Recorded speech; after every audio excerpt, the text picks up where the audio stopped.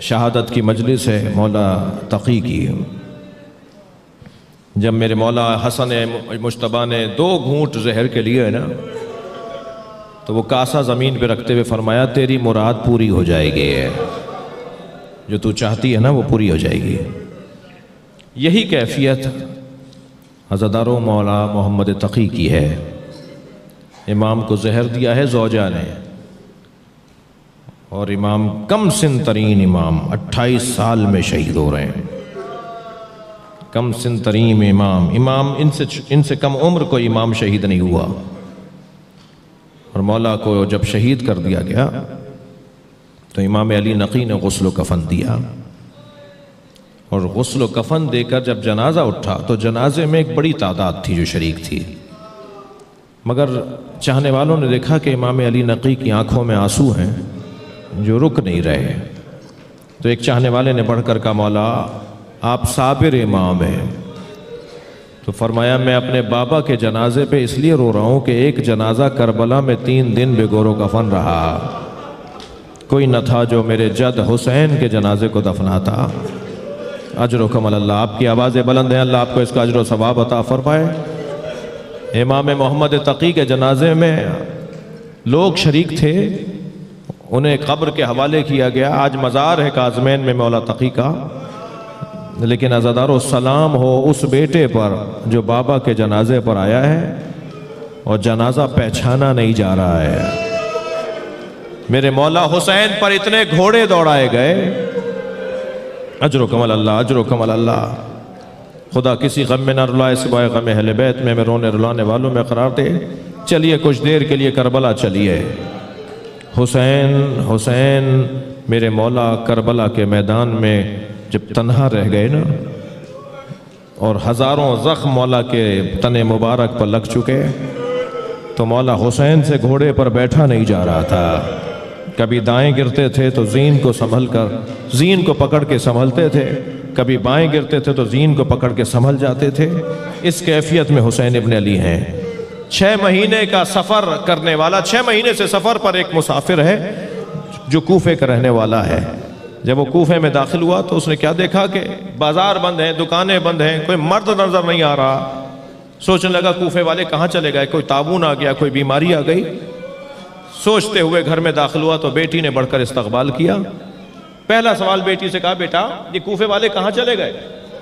کہا بابا آپ بھی جلدی واپس جائیے، اس لیے کہ قریب ہی ایک بیابان ہے جسے کرب و بلا کہتے ہیں، وہاں ایک باغی نے خروج کیا ہے، اور حاکم کا اعلان یہ ہے کہ اگر کوئی اسے مارنے نہ گیا تو اسے گرفتار کر لیا جائے گا، اسے سزا دی جائے گی۔ کہیں بابا مخبری نہ ہو جائے کہ آپ کربلا نہیں گئے باغی کو مارنے۔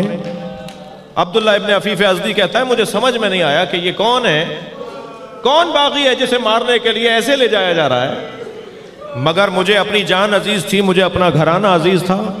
میں دوبارہ گھوڑا تیار کر کے نکلنے لگا تو بیٹی نے رخصت کرتے ہوئے کہا بابا جنگ پر جا رہے ہیں اور جنگوں میں مال غنیمت بھی ملتا ہے، بابا مال غنیمت میں اگر یمنی پتھر مل جائیں تو میرے لیے لے آئیے گا، میں اپنے گلے کا ہار بنانا چاہتی ہوں، میں زیورات بنانا چاہتی ہوں۔ عبداللہ کہتا ہے میں گھوڑے پہ بیٹھ کے روانہ ہوا۔